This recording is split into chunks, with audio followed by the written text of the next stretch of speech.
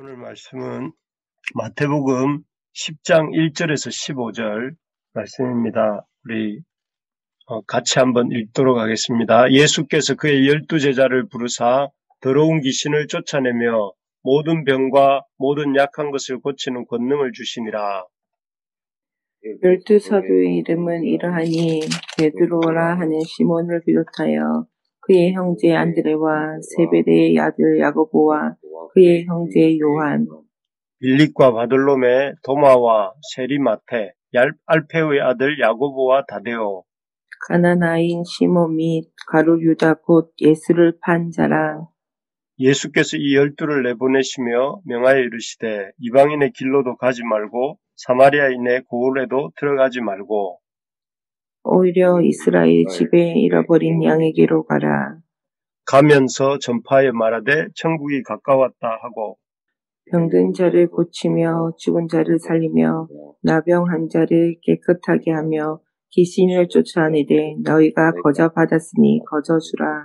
너희 전대에 금이나 은이나 동을 가지지 말고 여행을 위하여 배낭이나 두벌 옷이나 신이나 지팡이를 가지지 말라. 이는 일꾼이 자기의 먹을 것 받는 것이 마땅함이라. 어떤 성이나 마을에 들어가든지 그 중에 합당한 자를 찾아내어 너희가 떠나기까지 거기서 머물라. 또 그 집에 들어가면서 평안하기를 빌라. 그 집이 이에 합당하면 너희 빈 평안이 거기 임할 것이요 만일 합당하지 아니하면 그 평안이 너희에게 돌아올 것이니라. 누구든지 너희를 영접하지 아니하고 너희 말을 듣지도 아니하거든 그 집이나 성에서 나가 너의 발의 먼지를 떨어버리라. 내가 진실로 너희에게 이르노니 심판날에 소돔과 고모라 땅이 그 성보다 견디기 쉬우리라. 아멘. 아멘. 네, 하나님 나라의 역사는 결코 실패하지 않습니다. 이런 제목으로 말씀을 나누겠습니다. 성경에 나오는 이스라엘 백성의 조상은 잘 아시는 것처럼 아브라함입니다. 아브라함은 갈대아 우르에서 우상을 만들어서 팔던 사람이었죠. 이런 아브라함을 하나님께서 이렇게 가나안 땅으로 불러내셔서 이스라엘 나라의 역사가 시작됩니다. 아브라함에게서 이삭, 이삭에게서 야곱이 태어나죠. 그리고 그 야곱에게로부터 12아들이 생겨나고 그 12아들 중에서 이제 요셉 때에 가면 70명에 넘는 이 아브라함의 후손들이 생겨나게 됩니다. 그래서 하나님께서는 무자했던 75세까지 아니 100세까지 무자했던 아브라함을 그 노심초사하고 대가 끊어질까봐 늘 노심초사하던 그 아브라함을 이렇게 불러내셔서 이렇게 나중에 요셉 때에 70명의 어떤 후손들을 이렇게 일으키셔서 이스라엘 백성의 역사를 시작하신 것입니다. 그리고 그 후에도 놀라운 역사가 계속 이어지죠. 이 요셉 때 70여 명의 이 이스라엘 백성이 애굽으로 내려갔다가 430년 후에 이 출애굽할 때 남자 성인만 60만 3,550명이나 되는 그런 큰 민족이 되어서 전체 인구는 약 200만이 넘을 것으로 추정되는 그런 큰 규모의 백성이 되어서 출애굽하는 이 폭발적인 그야말로 성장의 역사가 일어나서 이스라엘 민족이 이제 한 민족이 되게 됩니다. 정말 놀라운 역사가 아니라 할 수 없습니다. 참 이렇게 한 사람 아브라함으로부터 시작해서 불과 몇 세기를 지나지 않아서 엄청난 규모의 200만이 넘는 규모의 민족이 되었다는 것은 이 특별한 하나님의 은혜고 또 그런 은혜의 결과로 이스라엘 백성이 시작된 것을 볼 수가 있습니다. 참 이런 역사가 바라는 것은 우리 이 교회에 또 우리 삶에 있기를 소망합니다. 그래서 아브라함 같이 보잘것없고 소망 없고 또 가망성 없어 보이는 한 사람을 주님께서는 얼마든지 붙드셔서 이렇게 한 민족을 이루시고 또 한 나라를 이루실 수 있는 분이다 하는 것을 보여주는 그림이 아브라함으로부터 시작된 이스라엘 백성의 역사를 할 수 있습니다. 그런데 이런 아브라함으로부터 시작된 이스라엘 백성의 역사는 그리 오래 가지는 못합니다. 한 몇백여 년 지나는 동안에 이스라엘 백성은 기원전 1000년경에 이제 통일 이스라엘 왕국을 이렇게 시작하게 됩니다. 그래서 사울과 다윗 솔로몬을 이어가면서 통일 이스라엘 왕국으로서 이렇게 그 역사의 전성기를 갖게 됩니다. 하지만 그 역사의 전성기는 불과 200년, 400년 정도를 가다가 이 북이스라엘은 아수르에 의해서 BC 722년에 망하게 되고 또 남유다는 그 BC 586년에 의해서 바벨론의 3차 침공을 받고 역사 속으로 사라지게 되죠.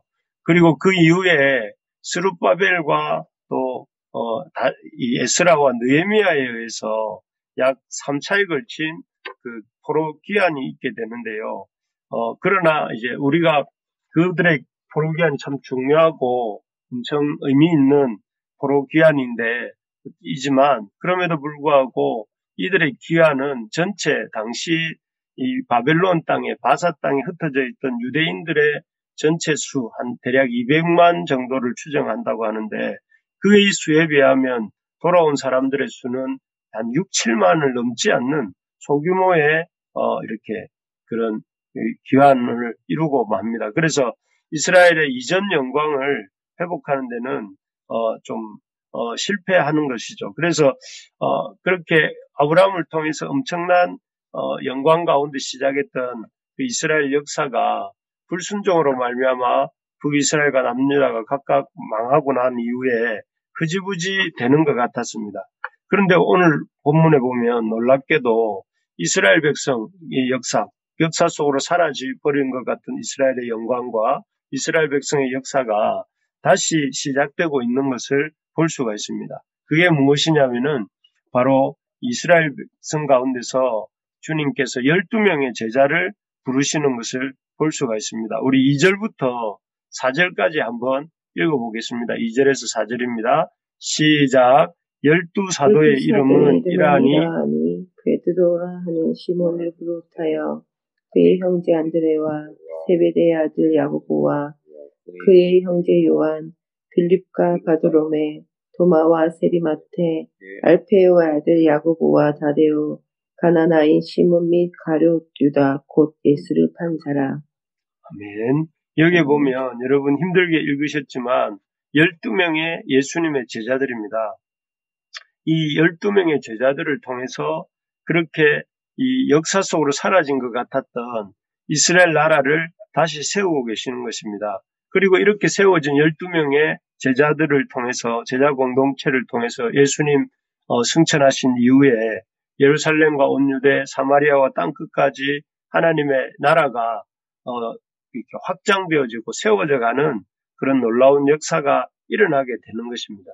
그래서 여러분 구약의 12지파를 대신하는 또 그 12지파의 어떤 대를 이어가는 그런 공동체가 바로 12제자 공동체가 되는 것이죠. 이를 통해서 주님께서는 구약 속에서 이렇게 이 주님이 의도하셨지만 주님의 그 의도대로 그렇게 따라오지 못했던 이스라엘 백성 공동체를 다시 12제자를 통해서 그런 다시 일으키시고 회복시키셨다 하는 것입니다. 정말 하나님의 나라의 역사는 인간적인 눈으로 볼 때 실패하는 것 같고 때로 끊어지는 것 같이 보일 수도 있습니다. 하나님 나라의 백성인데 왜 이스라엘은 저렇게 아수르에게 망하나, 또 하나님 나라의 백성인데 왜 저 바벨론은 저렇게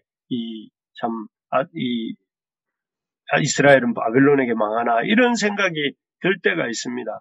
그런데 그렇게 끊어지고 사라지는 것 같았지만 하나님의 역사는 또 동시에 하나님이 이루시는 역사이기 때문에 결코 실패하지 않는다 하는 것입니다. 여러분 이 사실을 분명히 붙잡고 나아갈 수 있기를 바랍니다. 인간적으로 볼 때나 인간적으로 볼 때는 잘 될 때도 있고 그렇지 못할 때도 있는 것 같습니다. 우리 하나님의 백성이.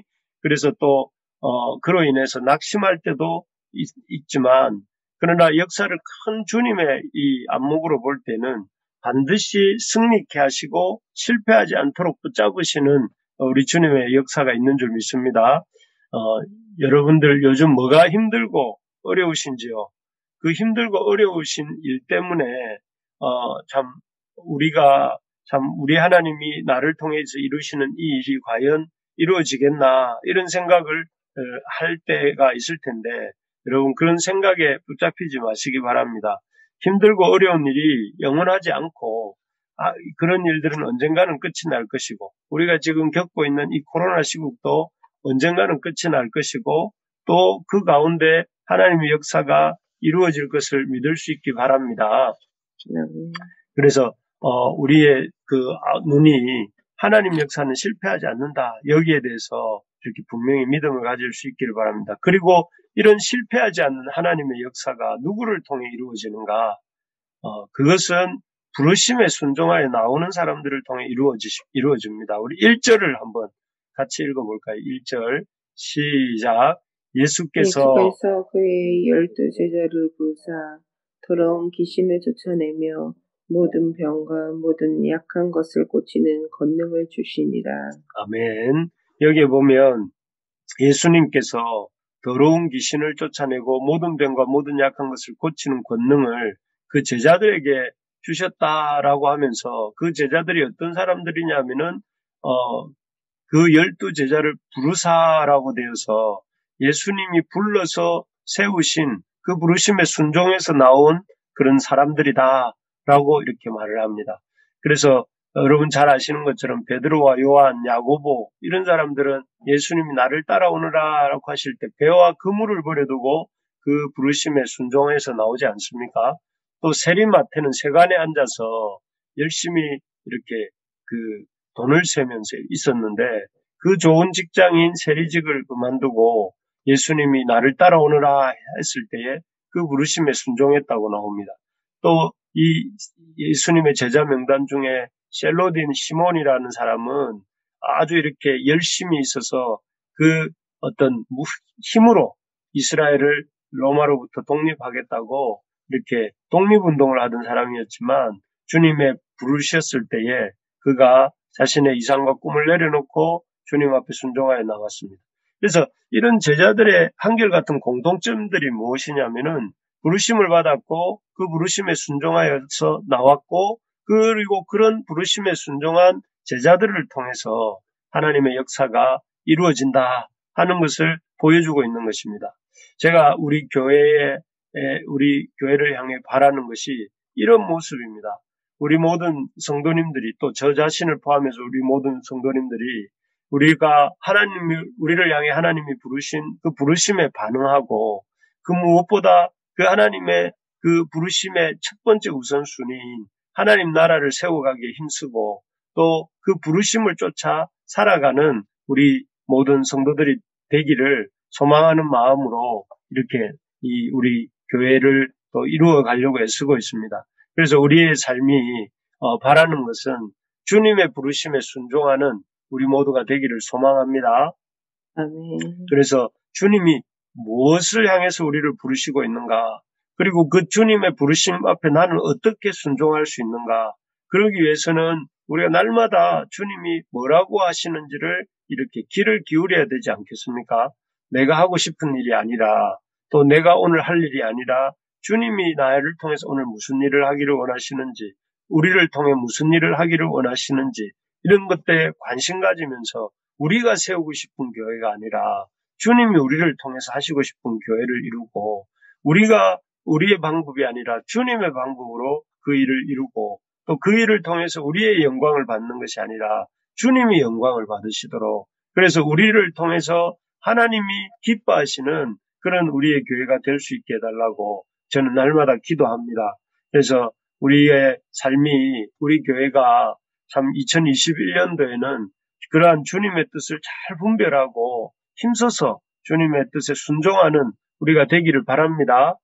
아멘. 우리의 사역이 이 땅에서 어떤 모습으로 펼쳐질지 우리는 알 수 없지만 그러나 우리가 주님의 부르심에 순종하여 어떠한 형태든지 충성을 한다면 그것으로 이미 우리의 사역은 성공한 것인 줄로 믿습니다. 그래서 저는 우리 교회가 다른 것 못해도 일생 동안 주님 말씀 잘 듣고 또 그 말씀 앞에 반응하는 삶만 산다 할지라도 그 삶은 가치가 있고 의미가 있을 줄로 믿습니다. 우리 교회가 올 한 해 많은 일을 못한다 할지라도 이렇게 새벽을 깨워서 주님 말씀 듣고 그 말씀 앞에 반응하고 사는 것만 해도 우리가 성공하는 줄 믿습니다. 아멘. 그래서 여러분, 이 삶의 우선순위를 주님 말씀 듣는 것에 지금처럼 잘 두시기 바랍니다.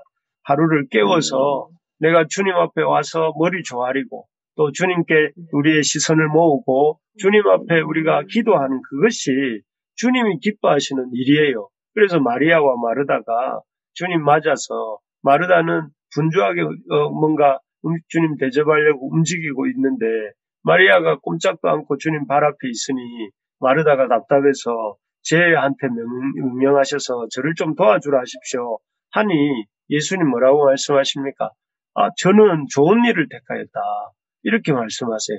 마리아가 그 마르다처럼 분주한 그것도 하나님 앞에 귀한 일이죠. 주님 대접하려고 하는 그 마음도 귀하지만 주님 보실 때는 그 일도 중요하지만 그것보다 더 중요한 것이 주님 말씀 잘 듣는 그런 일이다 하고 이렇게 말씀하신 것인데 그런 면에서 우리 모든 성도님들이 이 부르심에 그 주님 앞에 그 머리를 조아리고 말씀 잘 듣는 우리 모두가 되기를 주님의 이름으로 축복합니다. 아멘. 그러려면 이런 주님의 부르심에 순종하는 사람들이 되기 위해서는 우리가 어떻게 해야 되는가? 그런 사람들이 가져야 될 삶의 태도, 주님의 부르심에 순종하기 위해서 가져야 될 삶의 태도가 그 이후에 6절 이후에 쭉 이어져 나옵니다. 첫째는 뭐냐면 하나님의 인도하심과 공급하심을 의지하라 하는 것이죠. 우리 6절, 7절 한번 읽어볼까요? 6절, 7절 시작. 오히려 이스라엘 집에 잃어버린 양에게로 가라. 가면서 전파하여 말하되 천국이 가까이 왔다 하고. 아멘. 여기에 보면 제자들이 이렇게 제자들에게 이스라엘 집에 잃어버린 양에게로만 가라고 말씀하세요. 제자들이 생각할 때 이렇게 생각할 수 있지 않겠어요? 왜 이 사마리아인의 마을로 가면 안 되고 이렇게 유대인들 이스라엘 집에로만 가야 되지? 왜 이방인은 안 되고 왜 유대인만 되는 거지? 라고 생각할 수 있지 않습니까? 그런데 뭐 그렇게 생각했다는 얘기가 나오지 않습니다. 그냥 주님께서 이방인의 마을 사마리아인의 고을로 가지 말라 거기 말씀하시니까 이유가 있으시겠지 이렇게 생각하고 또 이스라엘 집에 잃어버린 양에게로 가라 할 때 또 이스라엘 집에 잃어버린 양 유대인들에게만 가야 되겠구나 라고 순종해서 제자들이 가는데 사실 예수님이 볼 때 믿음 없는 제자들이 그 유대인에게 복음 전하는 것도 쉽지 않은 일인데 이방인에게로 가는 것보다 그 어렵고 전도하기 힘든 이방인들보다는 그 처음부터 그렇게 어려운 사람들에게 다가가기보다는 그나마 같은 종교, 같은 민족인 유대인들에게로 가서 그들에게 복음 전하는 것이 좀 더 나으리라고 생각하셔서 그러셨던 것 같습니다. 그런데 그런 주님의 뜻을 이렇게 제자들 입장에서는 잘 모를 수도 있지만 그러나 이 제자들이 순종하여서 이 이방인들이 아닌 유대인들에게로 가서 복음을 전하는 것입니다. 바로 이런 태도가 주님의 부르심에 순종하는 우리에게 있어야 됩니다. 그것은 우리가 우리의 머리로 이해되지 않는다 할지라도 내가 생각하는 어떤 계획과 맞지 않는다 할지라도 또 우리 주님이 이 가라고 하시는 길이 내가 가고 싶지 않은 길이라 할지라도 주님 앞에 기꺼이 그 인도하심에 순종하고자 하는 자가 주님 앞에 주님의 백성으로 살고자 하는 자에 꼭 필요하다는 것입니다. 그래서 여러분 우리가 어떤 경우에 우리의 생각하고 주님의 생각이 다르다 할 때에 주님께 기꺼이 순종하는 우리 모두가 되기를 소망합니다. 아멘. 주님이 가라 하시니까 우리 어렵지만 또 이렇게 이 어려운 시대에 또 열심히 한번 우리 아이들도 키우고 교회도 세워가고 또 이 땅에 복음의 불빛을 비춰보려고 이렇게 이 그물을 던지고 있는 거 아닙니까? 우리가 주님이 가라 하시니까 지금 여기에 이렇게 모여 있는 줄 믿습니다. 아멘.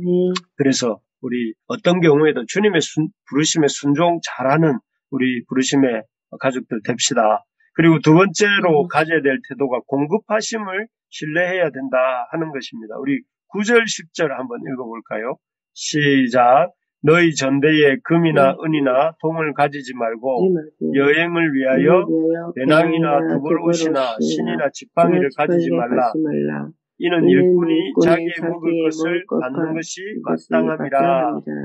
여기에 보면 주님께서 돈도 가져가지 말고 옷도 덕을 가져가지 말고 또 먹을 것도 걱정하지 말라 이렇게 말씀하세요. 저는 사실 이 말씀이 성경에서 참 제일 좋아하는 말씀 중에 한 구절입니다. 사역할 때 필요한 것 주님 채워주실 거니까 너 걱정하지 말고 먹는 거 입는 거 이런 거 걱정하지 말고 살아라. 이 말씀 저는 청년 시절부터 지금까지 이렇게 늘 의지하고 살고 있습니다. 여러분 참 우리 주님께서 우리가 주님 일할 때 필요한 거 모든 것 공급해 주시는 줄 믿습니다. 아멘. 여러분도 그거 느끼시고 또 체험하시고 계시지요? 우리에게 주시는 거 모든 것 차고 넘치게 주시지 부족하게 주지 않으세요. 주님이 주시는 것이 다 넉넉하게 주신 줄 믿고 또 주실 때마다 또 그렇게 우리 살고 있지 않습니까? 그래서 저는 우리가 해야 할 일은 이런 의식주의 문제를 가지고 걱정하는 것이 아니라 어떻게 하면 주님의 복음을 전할 것인가, 어떻게 하면 주님의 인도를 잘 받아서 주님의 일을 해 나갈 건가 이런 걱정을 해야 될 줄로 믿습니다.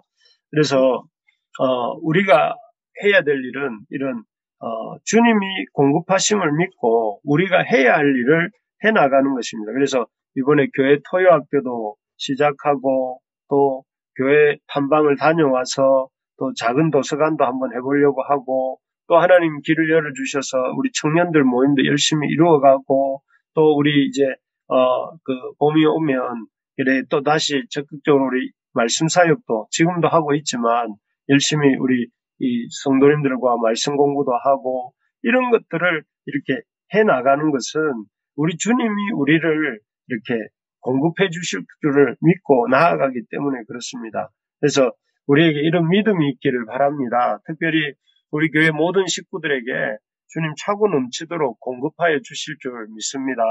그래서 2021년도에 우리 교회에 특별한 은혜가 있을 것을 기대합니다. 교회적으로도 지경이 넓어지고 성장케 해주실 것을 믿고 또 우리 성도님들의 가정과 개인적으로도 하나님께서 열매 맺는 일들이 있게 하실 줄로 믿고 또 감사합니다. 그래서 우리에게 그런 하나님을 기대하는 마음으로 2021년 이런 한 걸음 한 걸음 나아가는 우리가 되기를 소망합니다. 말씀을 맺겠습니다. 주님이 오늘 하나님 나라의 역사가 결코 실패하지 않는다 하는 것을 제자들을 세우시는 모습을 통해서 보여주시고 또 그런 하나님 나라의 역사는 그런 부르심에 순종하는 자들을 통해 이루신다. 그리고 그런 하나님 나라의 역사에 순종하는 자들이 가져야 될 삶의 태도는 주님의 인도하심과 공급하심을 믿고 신뢰하며 순종하며 나아가야 된다 하는 것이었습니다. 우리가 이 말씀 생각하면서 하나님 감사합니다. 오늘 우리에게 하나님 나라 역사 실패하지 않는다고 말씀해 주시고 우리의 삶이 실패하지 않는다고 말씀해 주시고 모든 것 공급해 주겠다고 말씀하시고 우리를 인도해 가고 있다고 말씀해 주시고 우리에게 그러니 너희들 믿음으로 순종하고 나와라고 이렇게 초대하시는 것 감사하면서 우리의 믿음 없음을 회개하고 참 하나님 나라의 역사가 성공하게 하신 하나님의 그 역사를 보지 못하고 늘 근심하고 염려할 때가 많은 우리들의 삶을 회개하고 주님 앞에 믿음으로 나아가는 우리가 되게 해달라고 주님의 그 인도하심과 공급하심을 믿고 순종하는 우리가 되게 해달라고 우리 이 시간 말씀 생각하면서 주여 부르짖고 같이 기도하는 시간 갖겠습니다.